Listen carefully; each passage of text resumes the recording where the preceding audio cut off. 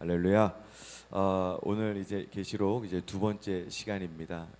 시간이 조금 지나가지고 우리 옆에 계신 분하고 인사만 하고요. 바로 목사님 모시도록 하겠습니다. 우리 시간에 인사 나눌 때 이렇게 인사 나눴으면 좋겠습니다. 은혜 받읍시다. 시작. 은혜 받읍시다. 네, 은혜 받으실 수 있는 귀한 시간 되시기 바랍니다. 우리 김주성 목사님 모실 때 여러분 뜨거운 박수로 환영해 주시면 감사하겠습니다.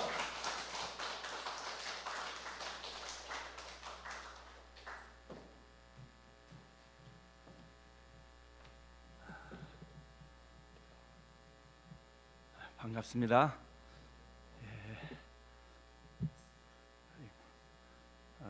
박교빈 목사님하고 여기 친구들 교회 같이 있었는데요. 저는 뭐 지금도 협동 목사로 있고요. 박 목사님 계실 때 참 전설적인 역사가 있었어요. 유초등부가 그냥 어른수보다 더 많은 거예요. 그런 교회가 없잖아요. 거의 막 교회가 그냥 얼마나 큰 부흥의 불길이 일어났는지 박 목사님 떠나서 참 다 서운했는데 이렇게 뵙게 돼서 반갑고 또 분당 사랑교회 성도님들 뵈서 반갑습니다. 우리 찬송 한 장 부르고 좀 했으면 좋겠는데요. 249장 우리 1절과 4절만 좀 같이 불렀으면 좋겠습니다. 반주 좀 해주실 수 있나요? 통합 찬송인데 249장 주 사랑하는 자 다 찬송할 때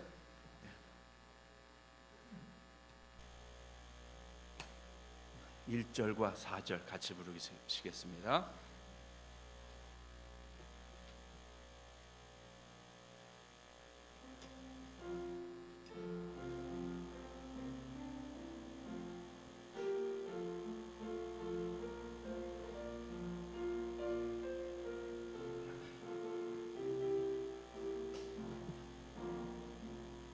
주 사랑하는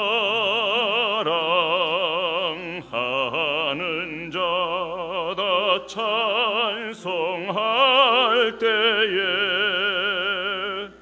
그 보좌 앞에 둘러서 그 보좌 앞에 둘러서 큰 영광 돌리세 큰 영광 돌리세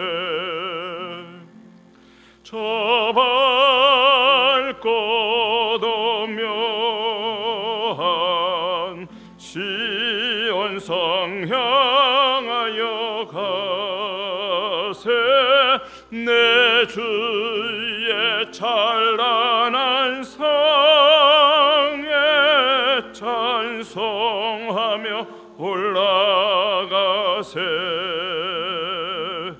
내 눈물 다 씻고 늘 찬송 부르리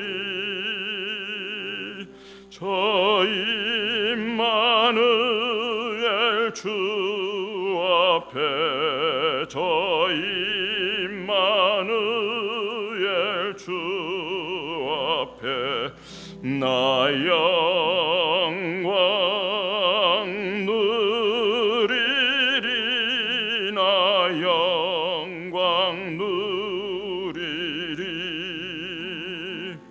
저 밝고 도묘한 시온성 향하여 가세 내 주의 찬란한 상에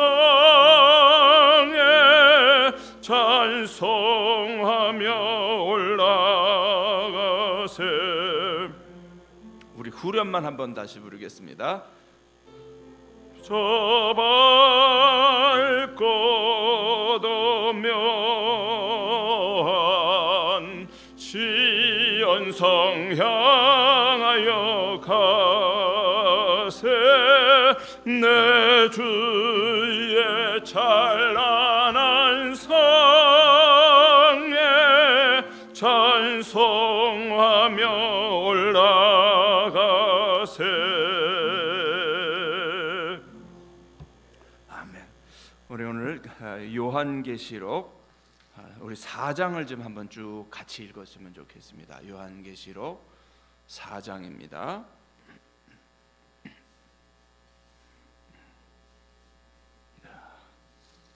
1절부터 11절까지인데요. 자, 교독하시겠습니다. 제가 먼저 읽겠습니다. 요한계시록 4장입니다. 다 찾으셨습니까? 예, 2일 후에 내가 보니 하늘에 열린 문이 있는데 내가 들은 바 처음에 내게 말하던 나팔 소리 같은 그 음성이 이르되 이리로 올라오라. 이후에 마땅히 일어날 일들을 내가 내게 보이리라 하시더라.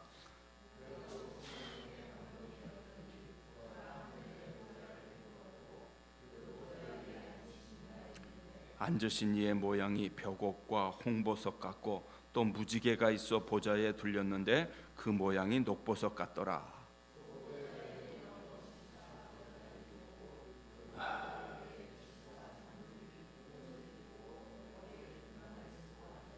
보좌로부터 번개와 음성과 우레소리가 나고 보좌 앞에 켠 등불 7이 있으니 이는 하나님의 7 영이라.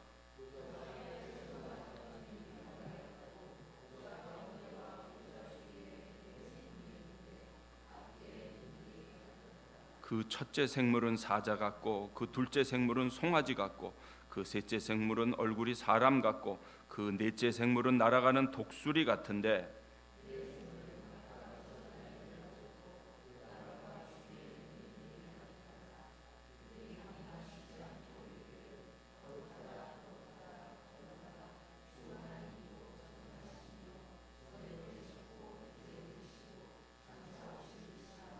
그 생물들이 보좌 위에 앉으사 세세토록 살아계시는 이에게 영광과 존귀와 감사를 돌릴 때에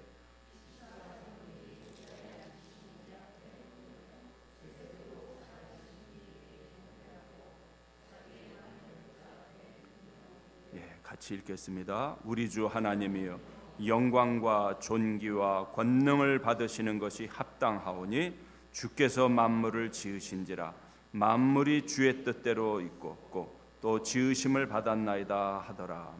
아멘. 5장 9절부터 마지막 절까지 또 계속 같이 읽겠습니다. 제가 먼저 읽습니다. 5장 9절입니다. 그들이 새 노래를 불러 이르되 두루마리를 가지시고 그 인봉을 떼기에 합당하시도다. 일찍이 죽임을 당하사 각 족속과 방언과 백성과 나라 가운데서 사람들을 피로 사서 하나님께 드리시고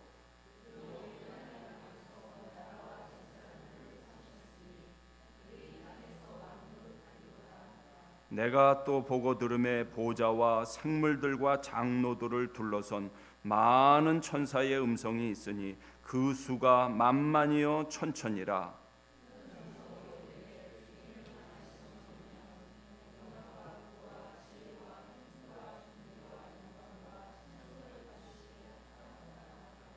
내가 또 들으니 하늘 위에와 땅 위에와 땅 아래와 바다 위에와 또 그 가운데 모든 피조물이 이르되 보좌에 앉으신 이와 어린 양에게 찬송과 존귀와 영광과 권능을 세세토록 돌릴지어다 하니 네 생물이 이르되 아멘 하고 장로들은 엎드려 경배하더라. 아멘. 자, 여러분들 그 지난 시간에 공부한 거 이렇게 잘 이해가 되셨습니까? 어떠십니까? 누가 좀 여러분들의 좀 반응을 제가 좀 알고 싶은데요. 그래야 조금 수업을 진행하기가 좋을 것 같아서요. 자, 어떻게 이해하셨습니까? 지난 시간에 강의해 드린 거요. 이해가 아직 다 잘 안 오셨습니까? 어떠십니까?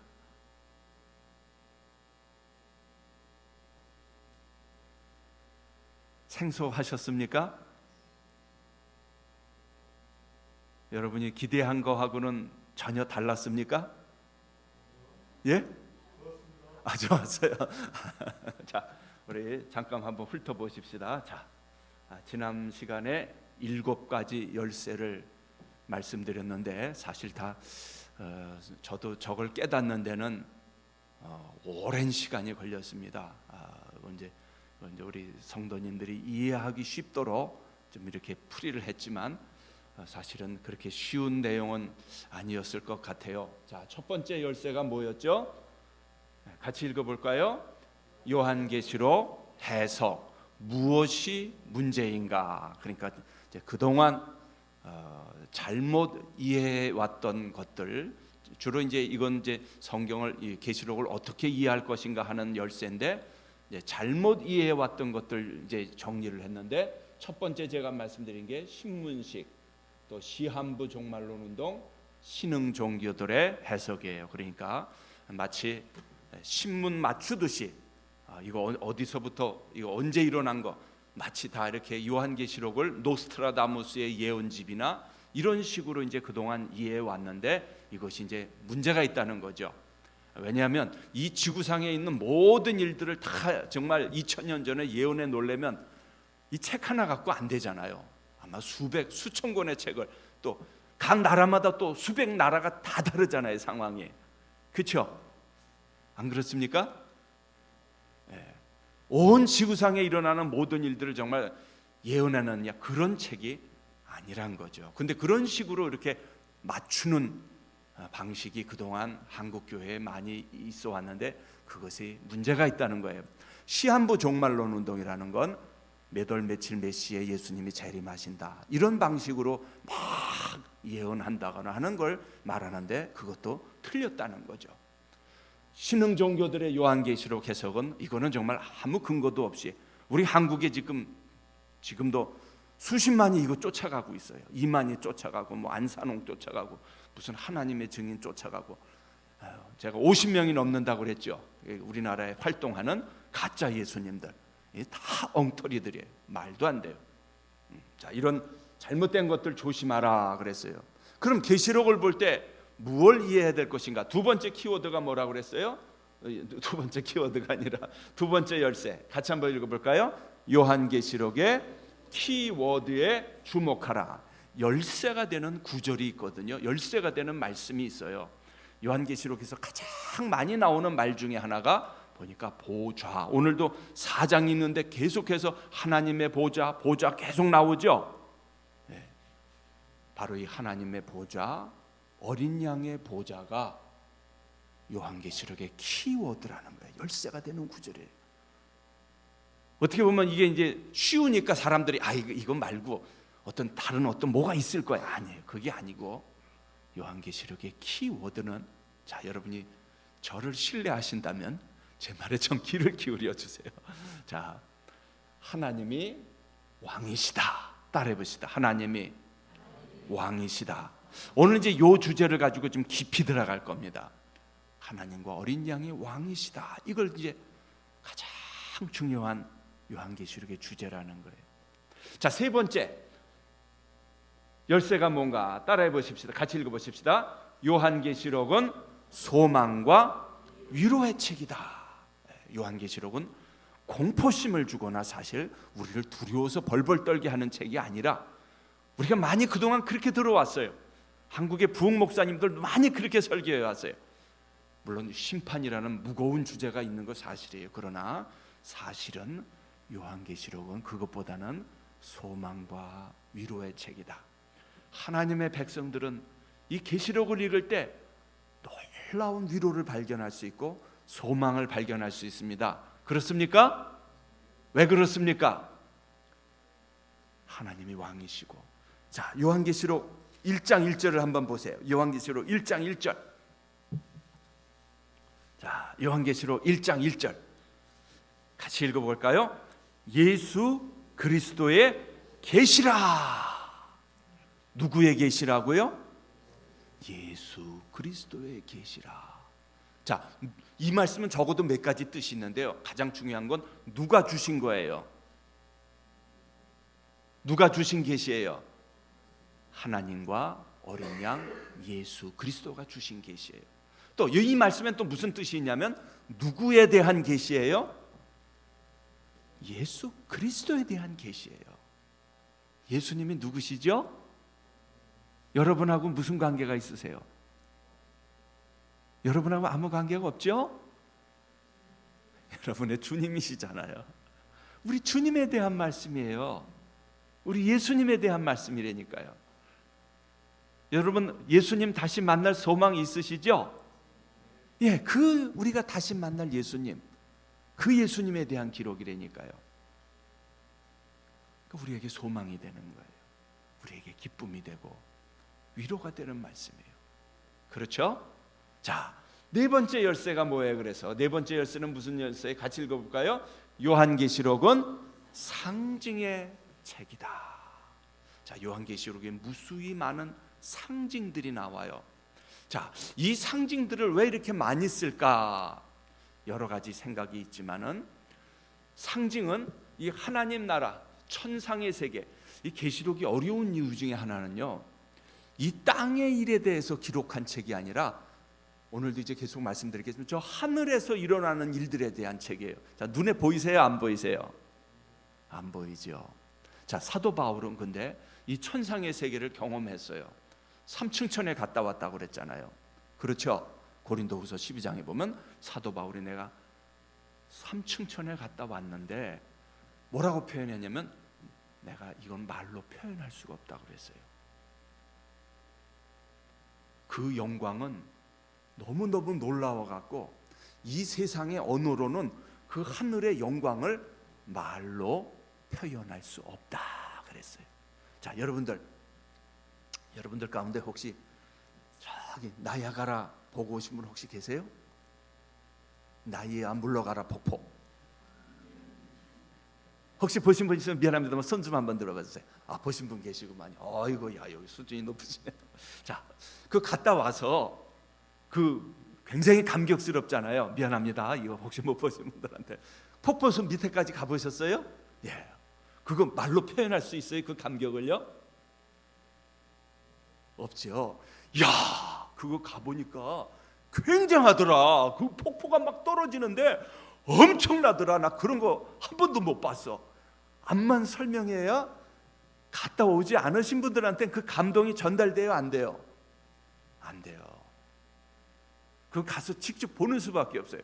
그거 보고 나면 그 다음에는 세상에 어떤 폭포를 봐도 감동이 없어요. 아이고, 저거 실핏줄 같아.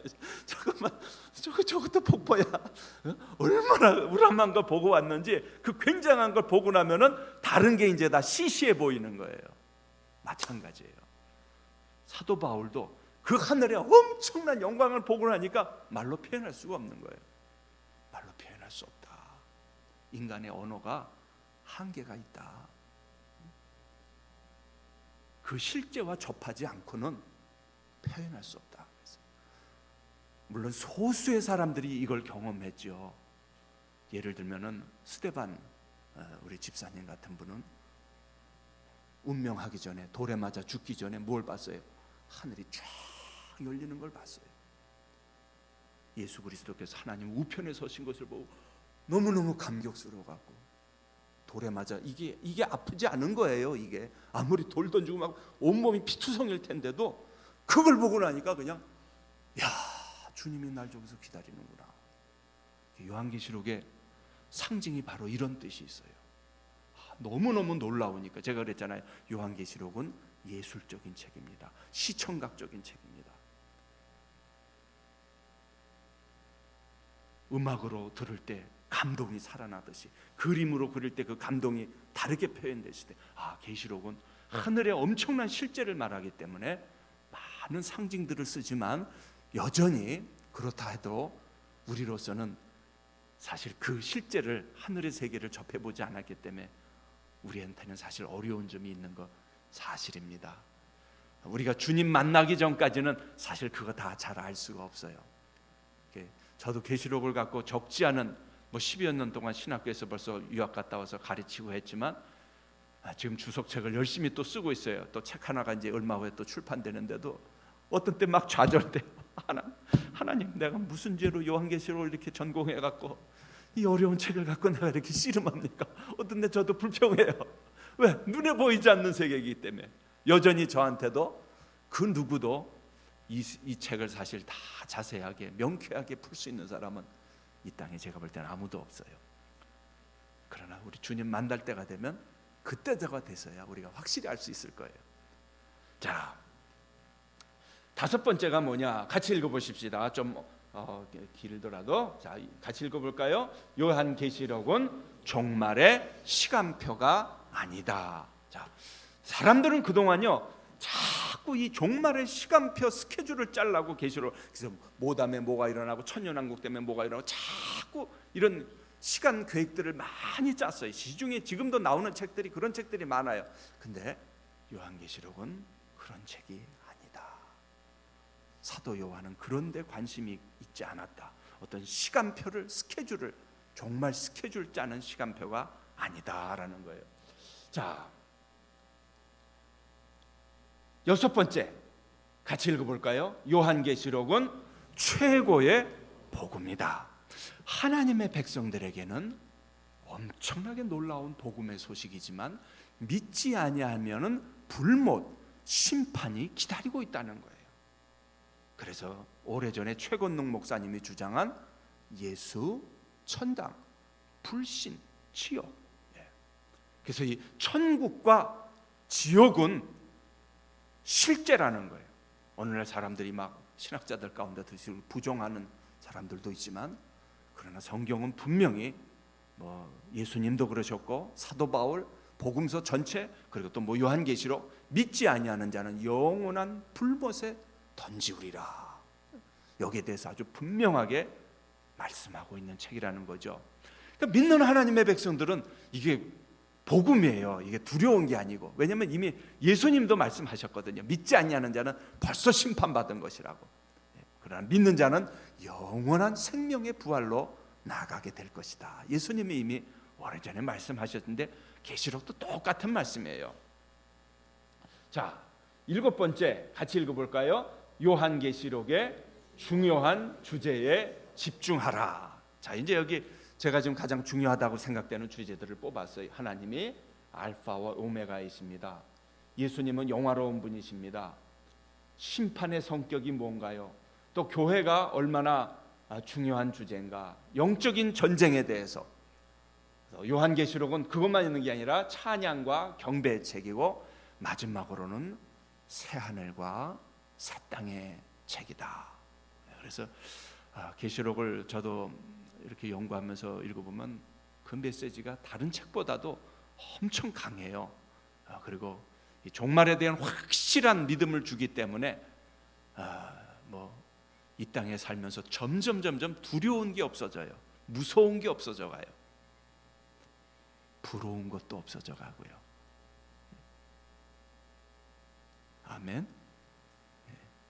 천국이 있으면 무서운 게 없어지고요, 천국의 확신이 있으면 부러운 게 없어진다니까요.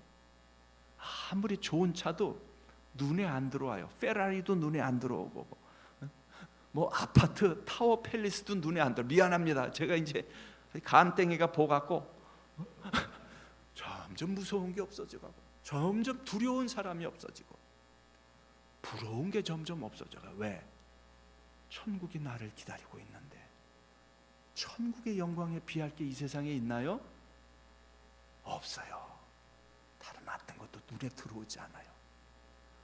오늘날 제가 안타까운 것 중에 하나는 그거예요. 하나님의 성도들이 하나님께서 예비하신 이 영광을 보질 못하니까 자꾸 옆에 게 눈에 가는 거예요. 예수 믿는다고 하면서 새하늘과 새 땅이 천국이 있다고 믿으면서 천국이 없는 사람들하고 삶이 비슷해요. 어떤 불신자가 그러더래요. 예수 안 믿는 이유에 대해서, 내가 왜 예수 안 믿는지 알아? 너희들 믿는다고 하면서 보면은 죽음 앞에서 벌벌벌 떨더라. 심지어는 교회 중직 맡은 사람들도 마지막 그 죽음의 순간에 피할 수가 없지 않습니까? 숨길 수가 없잖아요. 그 순간에 벌벌벌 떠는 거예요. 내가 가지고 있던 재산들 아까워서 놓지를 못하는 거예요. 저거 쓰고 가야 되는데 내가 어떻게 모은 건데. 죽음 앞에 벌벌벌 떠는 모습들을 보는 거예요. 천국이 정말 있냐? 제가 계속 물어봤죠. 지난 시간에도. 여러분, 오늘 죽어도, 오늘 밤에 지금 이 순간에 죽어도 담대하게 주님 만날 준비가 되어 있습니까? 싫죠, 죽는 거. 예. 자, 괜찮습니다. 자, 자, 지난 시간에 이 그림 보셨죠? 자, 요한계시록을 알려면, 자, 근데 사실 저한테 주어진 시간이 보니까 다음 시간까지인데, 이거 사실 뭐 다 할 수가 없어요. 그래서 좀 저도 아쉽지만 제일 중요한 주제만 좀 해야 되겠다 싶어서 했는데요. 자, 편안하게 좀 들으셨으면 좋겠어요. 어떤 책이든지 성경을 연구할 때 제일 중요한 게 뭐냐면은 이 책이 어떤 배경에서 쓰여졌는가, 누구를 대상으로 쓰여졌는가, 이것이 성경을 읽을 때 제일 중요합니다. 이것을 안 다음에 말하자면 사도 요한이 이 성경을 기록할 때는 21세기에 사는, 한국에 사는 이 분당 사랑의 교회 교인들을 염두에 두고 썼을까요? 어떻습니까? 이 성경이 기록될 때는 사도 요한이 살았던 시대는 AD 1세기예요. 그렇죠? 지금부터 2000년 전의 상황이에요. 그리고 그 독자도 누구냐면은, 죄송합니다만 저와 여러분이 아니라 1차적으로 1세기에 살았던 터키 지방에 살았던 소아시아 7교회 성도들에게 쓴 거예요. 자, 물론 하나님께서 이제 그렇게 쓰게 하셔서 오늘날 21세기에 사는 저와 여러분들에게도 이것이 해당되는 말씀이지만, 여기에 나오는 용어들, 여기에 나오는 문화적, 역사적 상황, 이런 모든 것들은 우리 한국 상황이 아니에요. 이해가 되시겠습니까? 우리가 많은 경우에 이거를 직접 우리에게 적용하기 때문에 문제가 생기고 오류가 생기는 거예요. 자, 이걸 알기 위해서 제가 이제 지난 시간에도 이 카타콤 얘기도 했고 콜로세움 얘기도 했고, 이 로마라는 나라가 얼마나 굉장했는가. 왜냐하면 이 계시록을 읽으려면 로마에 대해서 사실은 알아야 돼요. 로마가 어떻게 당대 사람들을 지배했고 지도했고, 크리스찬들이 얼마나 당대에 어떻게 살았는지 알기 위해서 이제 이런 걸 말하는 거죠. 자, 그래서 제가 지난 시간에 요거 잠깐 말씀드렸습니다. 자, 2장 3장에 보면은, 요한계시록 2장 3장에 보면 이제 구체적으로 이 소아시아 7교회, 오늘날로 말하자면 터키 지방의 7교회가 나오는데, 이건 터키에 여러분이 직접 가면 다 지금 이 유적지들을 볼 수 있는 그러한 교회들입니다. 제가 간략간략하게 요약을 했어요.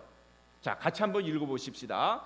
자, 그 당대 교회들이 이제 2장 3장에 나오는 가장 중요한 핵심들을 제가 말하자면 요약한 거예요.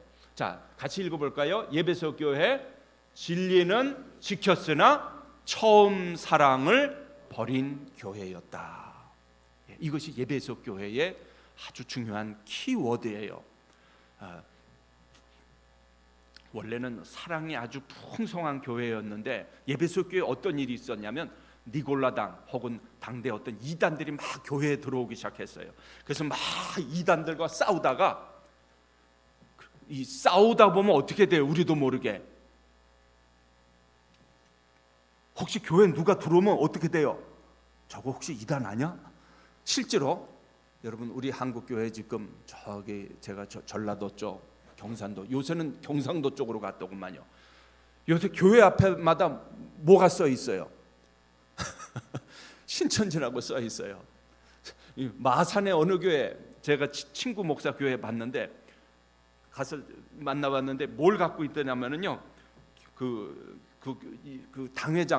당회장실, 담임 목사실에 뭐가 설치되어 있냐면 CCTV가 설치되어 있어요.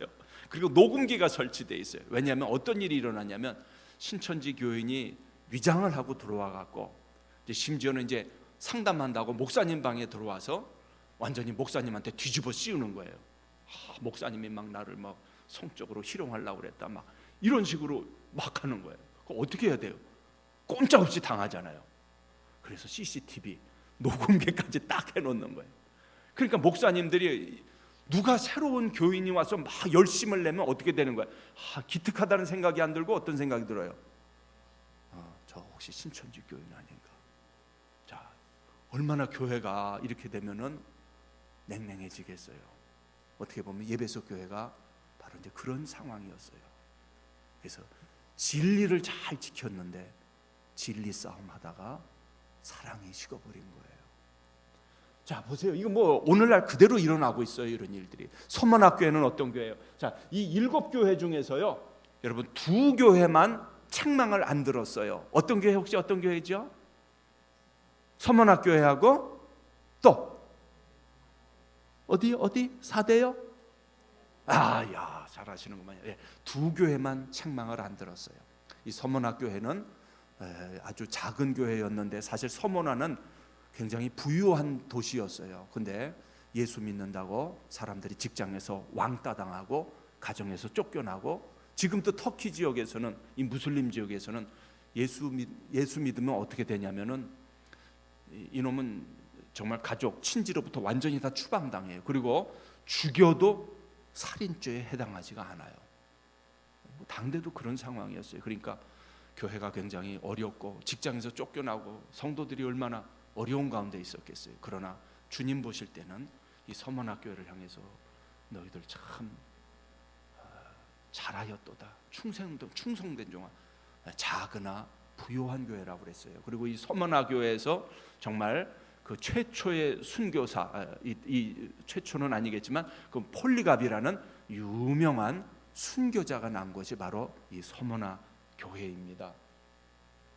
버가모 교회는 세상과 타협한 교회라. 그래서 이제 여러 가지 양상이 있는데 이 말하자면 뇌물 혹은 유혹에 넘어간 교회가 바로 이 돈에 넘어간 교회, 바로 이제 하나님의 종들이 돈에 넘어간 교회가 버가모 교회고요. 두아디라 교회는 진리와 성결을 양보한 교회, 말하자면 이단을 용납한 교회입니다. 오늘 우리 한국 교회도 그런 교회들이 있어요. 제가 어느 교회는 제가 깜짝 놀란 게 무당을 초청해서 무당하고 같이 예배드리는 교회도 봤어요. 소위 말하는 다원주의라고 그러죠. 예수 그리스도 외에는 구원이 없다는 것을 부정하고 다른 종교에도 얼마든지 구원이 있다고 주장하는 그런 교단도 있고요, 교회도 있고, 심지어는 신학자도 있고 목사도 있고, 지금 우리 한국 교회도 이 다원주의가 깊이 좀 들어와 있습니다. 예수만 믿는다고 구원받느냐? 그렇지 않다. 저 높은 산에 길 하나만 가는 게 아니라 여러 길이 다 있어. 그러니까 이 길로도 갈 수 있고 저 길로도 갈 수 있고, 네가 믿는 종교도 있고 내가 믿는 종교도 있고 다 옳다. 참 우리나라에 참 굉장히 좀 보니까요, 이 무당이, 미안합니다, 이 성경에는 사실 구약에는 이 무당에 대한 아주 엄격한 경고가 있는데 굉장히 아주 관용적이에요. 어느 캐톨릭 신부가 독일에서 한국에서 신접하고 온 그 독일 여성인데 그 무당을 보고 뭐라고 그랬냐면, 그 텔레비로 방영이 됐는데, 너는 우리하고 같은 형제 자매다. 네가 믿는 하나님이나 내가 믿는 하나님이나 다 똑같은 하나님이다. 너와 나는 같은 형제 자매다. 그 텔레비에 그대로 방영이 됐어요. 그래서 제가 정말 저럴 수가 있냐, 저건 너무했다 진짜. 완전히 이런 다원주의를 용납하는 그런 한국 상황. 지금 이 7교회의 모습을 보면 이 한국 교회의 지금 이런 모습들이 지금 그대로 나타나고 있고, 지난 2000년 역사 동안 교회에 그대로 나타나 있었습니다. 자, 4대 교회, 살았으나 죽은 교회, 여러분 잘 아시죠?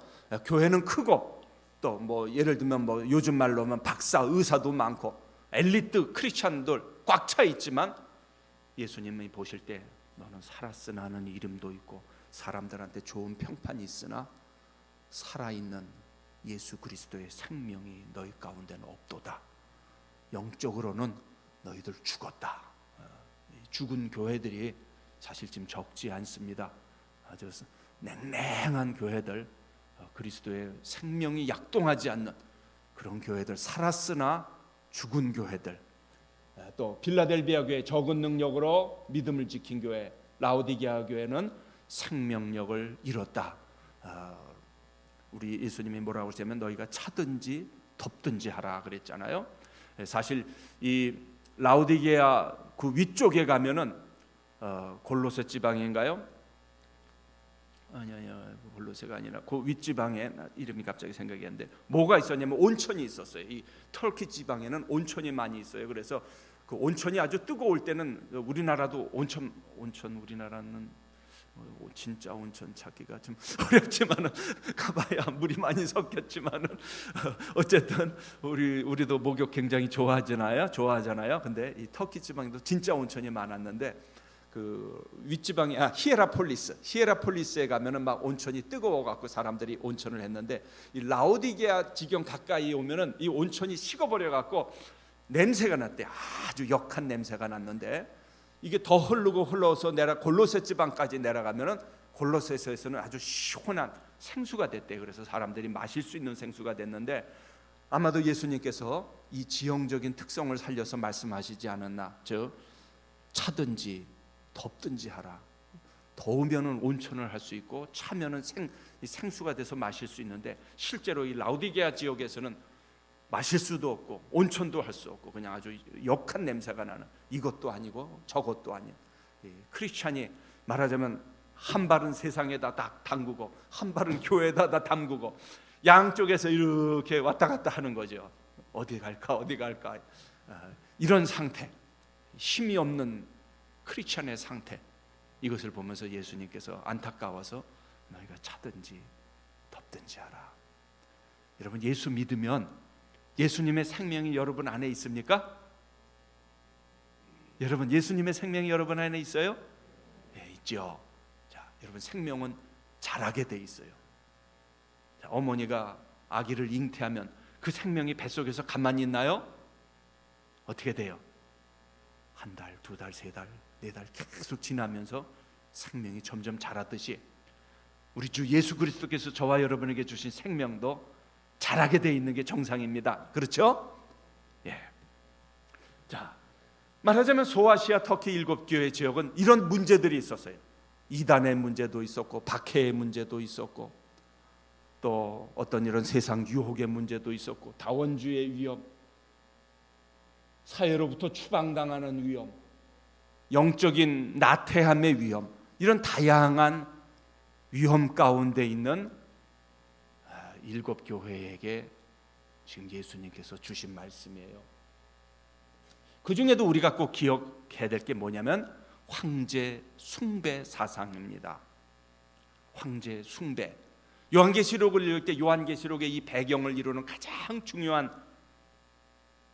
배경이 황제 숭배예요. 여러분 우리가 지금 예수 그리스도를 믿는 것을 뭐라고 그래요? 복음이라는 말을 쓰죠.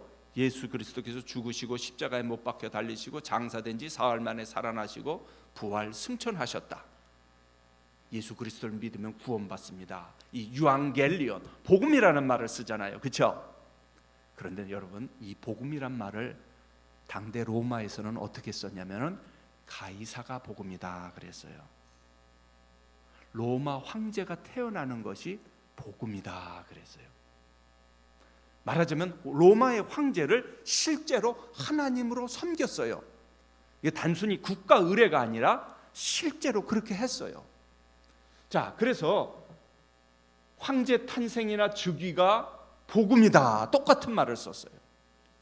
네로는, 여러분 혹시 네로 아세요? 네로 들어보셨죠? 미친 황제죠. 자기 장모도 죽였고요, 자기 아내도 죽인 놈이에요. 나중엔 정신이 돌아갔고 어떻게 했어요? 로마 시에다가 불을 질러버렸죠. 불타는 로마를 보면서 씨를 읊은 놈이에요. 그리고 그 죄를 누구한테 뒤집어 씌웠어요? 누구한테? 크리스찬이 방어했다고. 크리스찬들 잡아다가 다 화형시키고 동물 밥되게 하고 나중엔 미쳐갖고 자기도 독살당하죠. 자기를 가리켜서 뭐라고 그랬어요? 세상의 구주라. 실제로 그랬어요. 내가 세상의 구주라.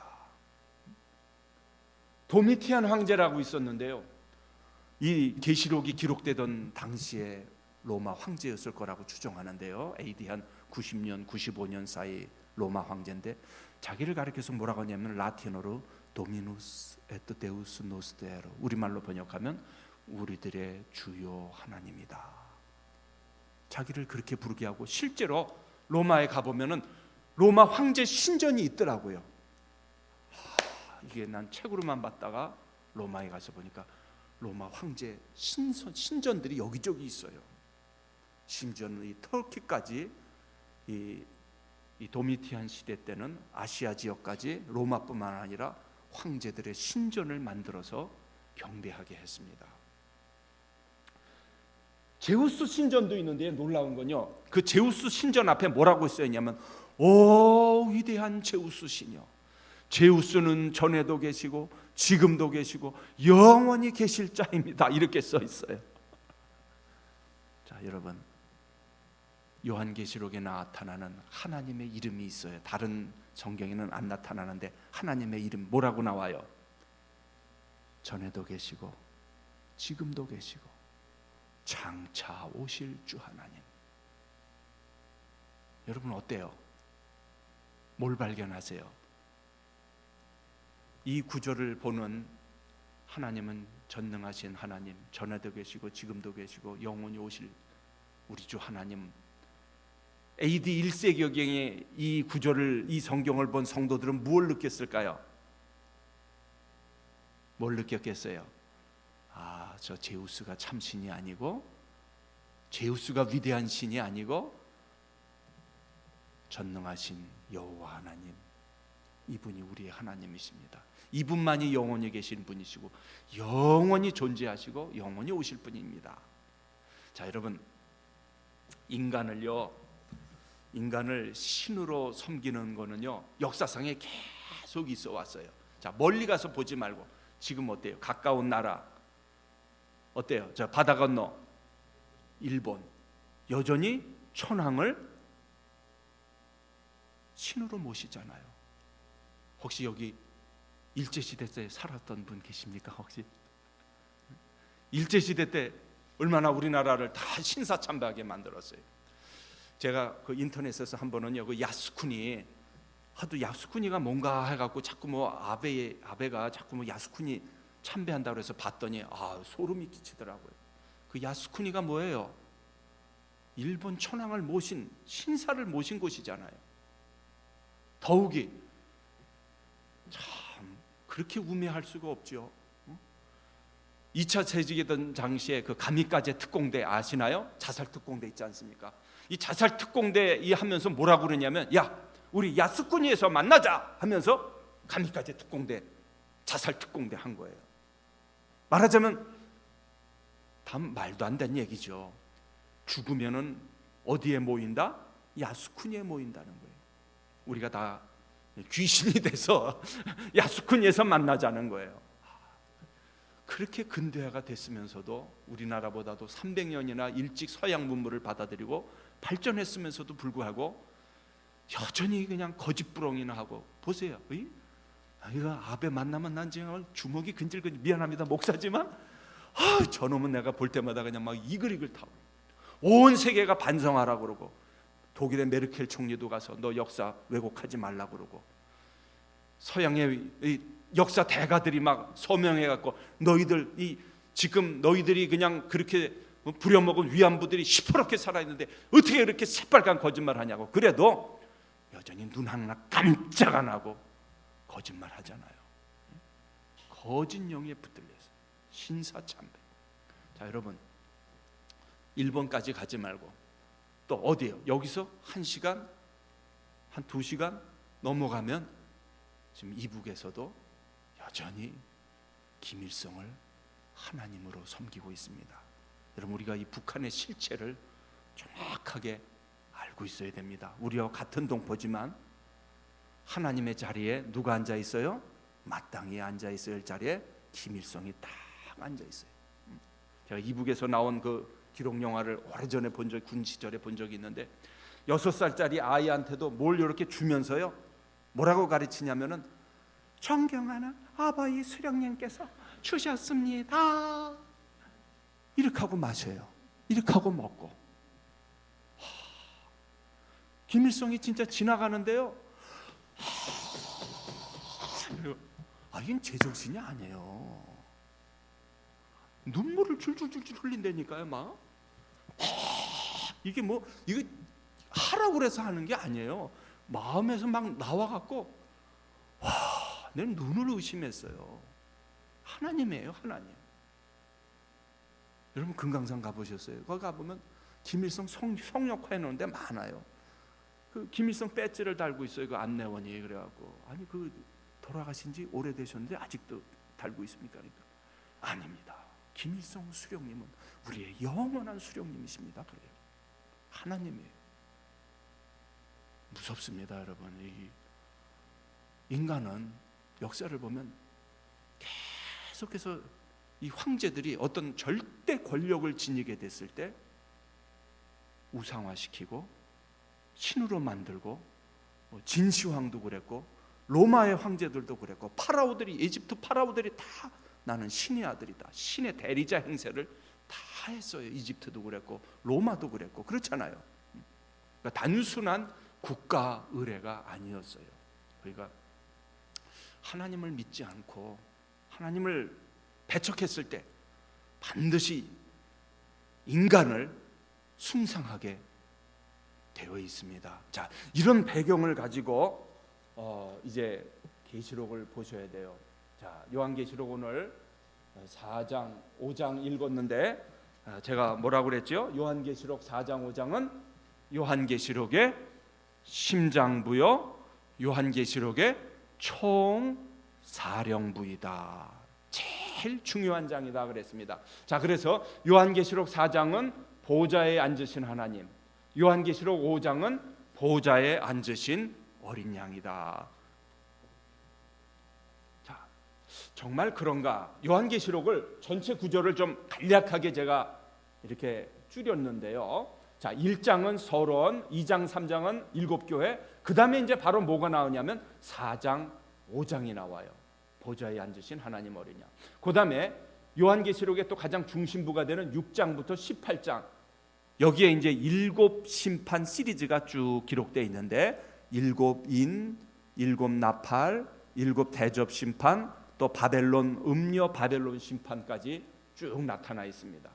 그리고 19장부터 22장까지는 요한계시록 후반부인데, 여기서는 이제 사단이 심판을 받고 적그리스도가 심판을 받고, 그리고 나서 새 하늘과 새 땅, 새 예루살렘의 엄청난 환상이 기록된 것으로 끝나는데요. 여기서 가장 중추부, 말하자면 이 요한계시록의 허리 역할을 하는 장이 뭐냐면은 4장, 5장이에요. 말하자면 4장, 5장이 꺾어지면 요한계시록이 뚝 끊어져 버리는 거나 마찬가지예요. 자, 왜냐하면은, 자, 요거 먼저 볼까요? 자, 요한계시록의 심판의 진원지가 어디냐? 자, 심판의 진원지. 자, 요걸 보세요. 자, 6장부터 18장까지가 일곱 심판 시리즈가 나왔다고 그랬죠? 자, 이 일곱 시리즈 심판을 진행하는 그 진원지, 여러분 지진이 일어나면 그 진앙이 일어나는 가장 핵심부가 있다고 그러잖아요. 그렇죠? 거기서부터 지진이 막 번져 나가는 거예요. 그 핵심, 말하자면 이 계시록에 움직이는 가장 허리요, 핵심이요, 에센스, 이 역할을 하는 장이 어디냐면은 바로 계시록 4장, 5장이에요. 그래서 요한계시록을 연구하는 권위 있는 학자들이 모두가 계시록 중에 4장, 5장이 제일 중요하다, 여기에 다른 의의가 잘 없어요. 제가 계시록 4장, 5장을 학위 논문으로 썼는데요. 독일의 유명한 튜빙겐 대학에, 제가 트리니티 시카고에서 공부할 때 마틴 행헬이라는 독일의 아주 전설적인 신약학자가 오셔서 제가 말씀을 나눌 기회가 한 30여 분 정도 있었어요. 그래서 제가 내가 계시록 4장 5장 지금 쓴다고 그러니까 지금도 안 잊혀져요. 딱 이걸 이렇게 한번 뽑으면서 너 제일 중요한 장이다. 요한계시록에서 제일 중요한 장이야. 네가 지금 제일 중요한 부분 다루고 있다. 이렇게 말하는 것을 제가 기억하고 있어요. 자, 정말 그런가? 이제 한번 하나씩 생각해 보십시다. 자, 계시록 아까 읽었던 말씀 우리 4장 1절 2절 말씀 같이 한번 읽어 보십시다. 계시록 4장 1절 2절 같이 한번 읽어 볼까요? 2일 후에 내가 보니 하늘에 열린 문이 있는데 내가 들은 바 처음에 내게 말하던 나팔 소리 같은 그 음성이 이르되 이리로 올라오라. 이후에 마땅히 일어날 일들을 내가 내게 보이리라 하시더라. 내가 곧 성령에 감동되었더니 보라 하늘에 보좌를 베풀었고 그 보좌 위에 앉으신 이가 있는데 거기까지 읽겠습니다. 자,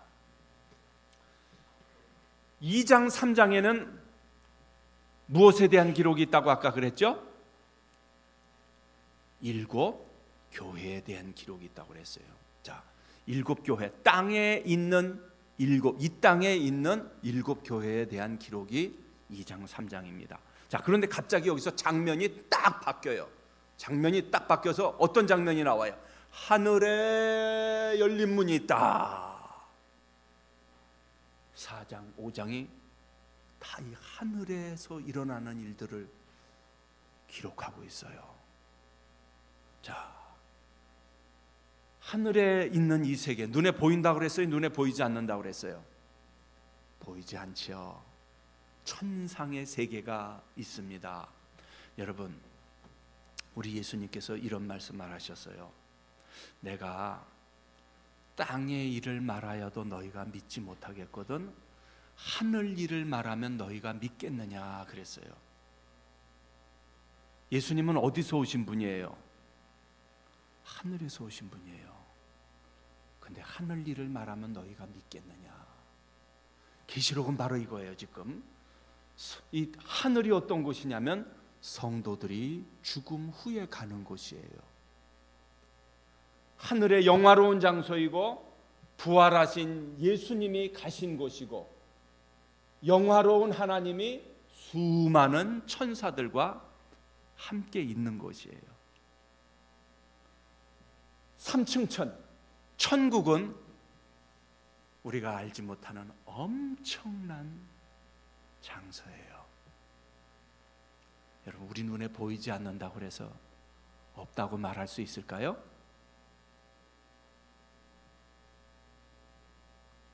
우리 눈에 보이지 않는다고 없다고 말할 수 없죠. 여러분, 하늘이 있는 것을 믿으시죠? 그곳은 어떤 곳이에요? 우리 주님 계신 곳이고요. 천국이고 혹은 천당이고 우리보다 먼저 세상을 떠난 성도들이 가서 기다리는 곳이에요. 여러분, 이 땅도 얼마나 넓어요. 생각해 보세요. 근데 이 천상의 세계는 얼마나 넓겠어요. 자, 바로 땅과 하늘을 지금 대비시키고 있는 것입니다. 4장 5장이 2장 3장과 대비가 되고 있는데 요한계시록은 바로 이러한 대비법을 많이 쓰고 있어요. 이 땅에 있는 모습. 그리고 갑자기 하늘을 확 열어주면서 자 봐라, 이것이 앞으로 너희가 갈 곳이다. 이 하늘의 영광에 비하면 이 땅에 이 시간 이거는 아무것도 아니라는 거예요. 지금 우리가 사는 이 땅은 영원한 땅이 아니라는 거예요. 여기에 소망을 두지 말라는 거예요. 이게 전부가 아니다. 여기서 실패했느냐? 낙심하지 말라는 거예요. 너희 믿음의 성도들도 이 땅에서 핍박받으면서 살았고 이 땅에서 고난받으면서 살았고 이 땅에서 성공했다고 다 성공한 것이 아니다라는 거예요. 이 땅이 진짜 땅 세상이 아니라는 거예요. 여러분, 만약 성공이라는 개념으로 생각하면 사도 바울 성공했습니까? 사도 바울은 성공한 사람이 아니죠. 비참하게 십자가에 못 박혀 죽였잖아요. 죽임당했잖아요. 베드로는 어떻게 죽였어요? 거꾸로 십자가에 죽였잖아요. 예수님의 제자들 다 죽어버렸잖아요. 돈 벌었어요? 히브리서 11장 보세요. 어떤 사람은 톱으로 켜서 썰어 죽임을 당하기도 하고, 어떤 사람은 구덩이에 빠져서 생매장 당하기도 하고. 제가 지난 시간에도 말씀드렸죠. 카타콤의 수많은 수백만의 성도들, 이 땅에서 빛도 보지 못하고 그 어둠 가운데서 죽은 사람들, 그럼 다 실패한 사람들인가요? 이 한국 땅에 처음 온 토마스 선교사님, 복음도 전하지 못하고 대동강변에서 그냥 칼로 쳐서 죽임당했는데 수많은 성도들, 실패한 성도들인가요? 아니죠. 여러분, 우리에게는 엄청난 하늘이 있는 걸 믿으시기 바래요. 주님이 예비하신 엄청난 천국이 있는 것을 믿으시기 바래요. 지금 바로 4장 5장은 바로 그 하늘나라에 대한 환상이에요. 하늘나라에서 어떤 일이 일어나고 있는가. 자, 이러한 환상은 요한계시록에서 한 번만 나오는 게 아니에요. 놀랍게도 계속해서 반복되고 반복되고, 제가 지난 시간에도 말씀드렸죠. 계속 반복되는 거라고. 시간표가 아니라고. 한두 번이 아니에요. 계시록 4장 5장 전체가 천상의 이 환상에 대한, 그 나라에 대한 환상이 기록되어 있고요. 이 4장 5장 읽어보면은 네 생물이 나오고 24장로가 나와요. 이 4장에는 네 생물이, 이 아마 네 생물은 가장 그 높은 천사장을 가리키는 것으로 보통 봅니다. 뭐 천사장 미가엘이나 가브리엘이나 하나님 보좌 우편에서, 보좌에서 가장 가까운 곳에서 거룩하면서 하나님을 찬양하는 이 찬양이 나타나고 있고, 24장로들 고위급 아마 천사들이겠죠. 그 다음에 이제 셀 수 없는 천사들, 이제 마지막에는 보면 아까 우리가 5장 마지막에 이러겠지만 온 우주 만물이 다 하나님을 찬양하는 엄청난, 여러분 셀 수 없는 천사라고 그랬어요. 이 천사의 수가 얼마나 많은지 셀 수가 없다고 그랬어요. 자, 이런 그 찬양의 모습, 하나님 보좌의 모습이 요한계시록 7장 9절부터 17절까지 또 나타나요. 구원하심이 보좌에 앉으신 우리 하나님과 어린 양께 있도다. 구원하심이 보좌에 앉으신 우리 하나님과 어린 양께 있도다. 이 찬송이 어디서 나오는 거예요? 7장 9절부터 17절까지 나온 찬송이에요. 요한계시록 14장에는 보면요, 시온산에 서서 14만 4천 하나님의 성도들이 보좌 앞에서 새 노래를 부르는 모습이 나타나요. 요한계시록 19장에 보면요, 할렐루야 할렐루야 할렐루야 할렐루야 네 번 모든 심판을 끝내시고 심판하시는 하나님을 찬양하는 장면이 네 번이나 19장에 나타나요. 여러분, 이 신약에서 할렐루야라는 말이 여기만 나타나는 거 아세요? 다른 성경이 없고 여기만 네 번 나타나고 있어요. 마지막으로 21장, 22장 새 하늘과 새 땅, 새 예루살렘의 모습이 21장, 22장에 걸쳐서 나타나고 있어요. 밤도 없고 거기는 빛도 필요 없고 죄와 슬픔도 없고 저주도 없고 모든 어두움의 세력이 다 물러가고 사탄이 영원한 불못에 던지운다. 적그리스도가 영원한 불못에 던지운다 그랬어요. 자, 여러분, 그때가 되면요, 자, 여러분들 얼굴을 조금 펴보세요. 긴장하지 마시고 좀 이렇게 펴보세요. 여러분의 얼굴에서 빛이 나실 거예요. 할렐루야. 제일 아름다운 모습으로 변하실 거예요. 우리의 피부도 아마 그때가 되면 제일 아름다울 거예요. 우리의 육체도 제일 건강한 모습이 될 것이고, 아마 우리 몸에서 그 이 세상의 어떤 모습으로도 볼 수 없는 찬란한 광채가 발휘할 거예요. 이 권성수 교수님이란 분이 계시록 주석을 쓴 걸 제가 봤는데요. 거기 그런 예화가 나와요. 어느 목사님이, 젊은 목사님이 사모님을 먼저 보내게 됐어요. 이제 그 간증인데요. 이제 자녀들이 여럿 있었어요. 너무 그냥 이른 나이에 사모님이 돌아가셔갖고, 목사님이지만 너무 슬픔에 그냥 그 주체를 못해서 거의 뭐 실신할 상태까지 목사님이 됐는데, 그 비몽사몽간에 그 사모님을 봤대요. 환상 중에 봤는데 이 세상에 살았던 그 사모님의 모습이 아니더래요. 얼마나 아름다운지, 얼마나 정말 거룩한 광채가 나고 온몸에서 빛이 나는지, 내 아내지만 가까이 갈 수가 없더래요. 범접할 수 없는 그 영광으로 온몸이 둘러싸여 있고 빛이 나더라는 거예요. 깨어나서는 큰 위로를 받고 슬픔을 견딜 수 있었다는 거예요. 아, 그렇구나. 내 아내가 지금 영광 가운데로 들어갔구나. 여러분, 이러한 영광이 여러분 기다리고 있는 거 아세요? 안 믿어지시죠? 요한일서에 보면요, 그런 말씀이 나와요. 예수 그리스도가 나타나실 때가 되면, 파루시아, 그의 나타나실 때가 되면 우리가 그와 같을 줄을 아노라. 누구와 같아요? 예수님과 같이 된다는 거예요. 물론 예수님과 같이 우리가 하나님이 된다는 말은 아니에요. 예수 그리스도의 그 영광의 광채에 도달한다는 거예요. 그래서 제가 그랬죠. 여러분들 옆에 있는 분들 무시하지 마세요. 성도들 한 분도 무시하시면 안 돼요. 보잘것없이 보이는 분들이라도 무시하면 안 돼요. 왜요? 어떻게 되기 때문에? 영광의 몸으로 다 우리가 변화될 것이기 때문에. 자, 여러분 자신도 무시하면 안 돼요. 보니까 제가 여러분들 무시하는 분들 많더라고요. 우리 한국 사람들. 여러분도 여러분을 학대할 권리가 있어요, 없어요?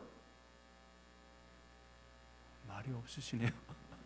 안 믿어지시나 봐요.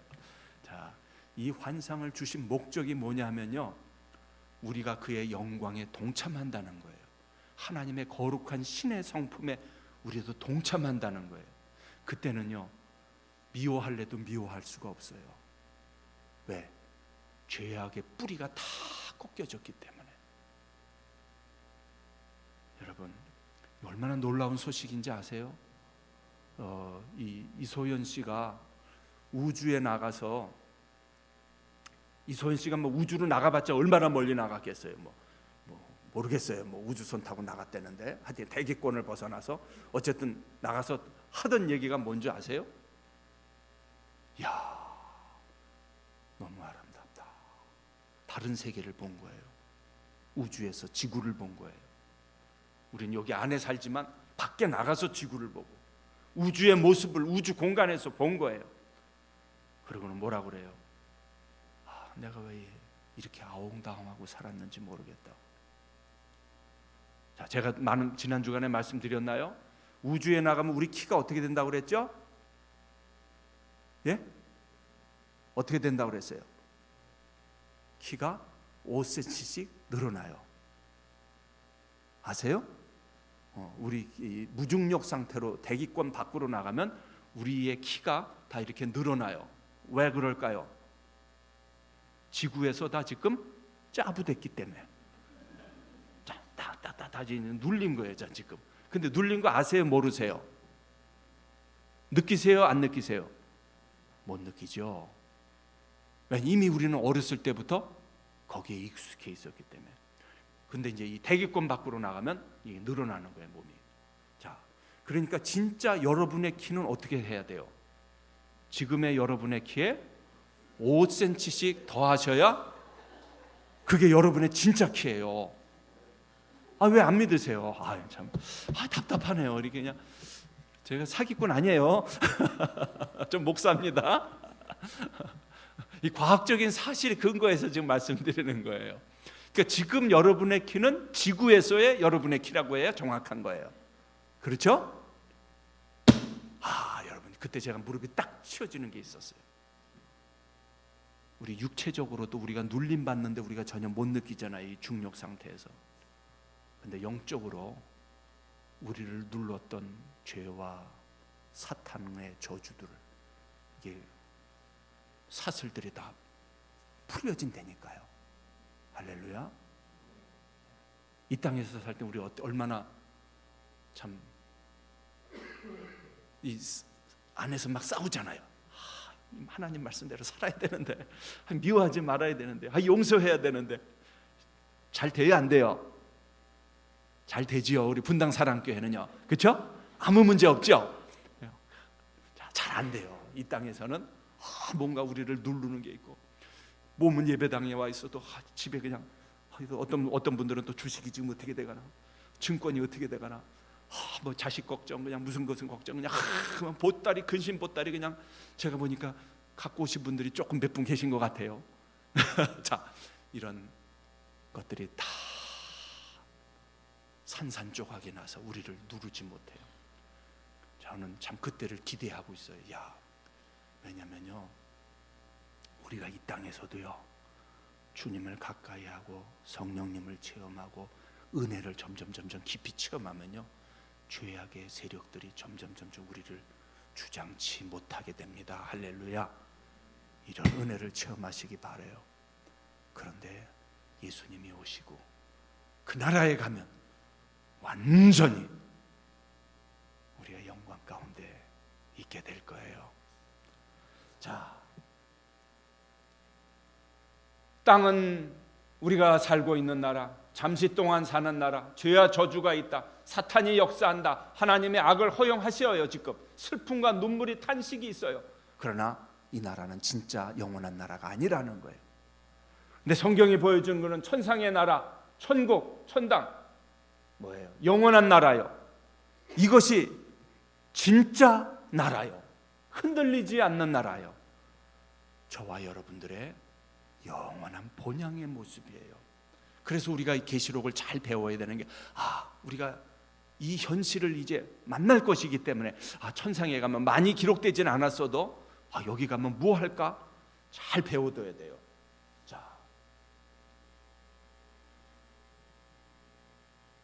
자, 이제부터 여러분 말씀을 이제 또 잘 들으시길 바랍니다. 같이 한번 읽어볼까요? 하나님은 초월하신다.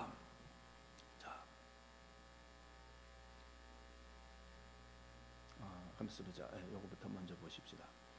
계시록 4장 3절 말씀, 아까 우리 3절 말씀 같이 한번 읽겠습니다. 계시록 4장 3절 같이 읽으십시다.